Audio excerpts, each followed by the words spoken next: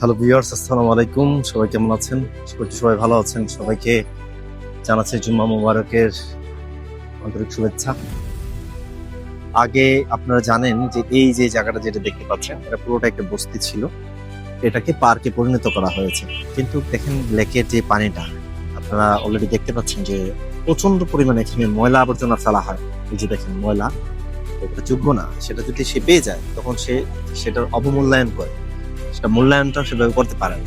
সেজন্য দেখেন যে লেকের অবস্থাটা কি করছে। অ্যাকচুয়ালি এটা বলবো না সবাই করে, কিছু কিছু মানুষের, ম্যাক্সিমাম মানুষই এই কাজটা করে। কেন জানি মানুষের এই পানির প্রতি খুব অ্যালার্জি। কোনো কিছু হলে রাস্তাঘাট তো ময়লা করবেই, সাথে এই পানির মধ্যে এনে ফেলবে, এমন কিছু বর্জ্য ফেলবে যেটা হচ্ছে পানিতে পচে না, সবসময় এটা ফ্লোটেড অবস্থায় থাকে এরকম। এমনকি লেকের পরিবেশ সৌন্দর্য সবকিছু নষ্ট হয়। এই দেখেন ভেসে আছে, এটা কখনোই পানিতে মিশবেও না, এটা ডুববেও না। মানে বলার কোনো ভাষা নেই, এত সুন্দর একটা পরিবেশ কিভাবে মানুষ নষ্ট করতে পারে। আর এই যে দেখতে পাচ্ছেন এই ফুটপাতের এই দোকানগুলি, প্রচুর পরিমাণে এই দোকান।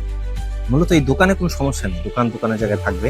কিন্তু দেখেন দোকান থেকে যে বর্জ্যগুলো আসে সবগুলো এখানে থ্রো করে, সব ময়লা এখানে ফেলা হয়।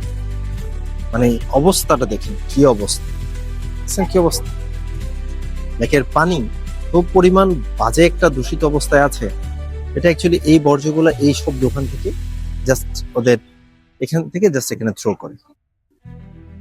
আসলে এটা আসলে আমরা মনে হয় এই এত সুন্দর ভালো পরিবেশ সে থাকার বা মেনটেন করার এটা আমাদের যোগ্যতার মধ্যেই নেই।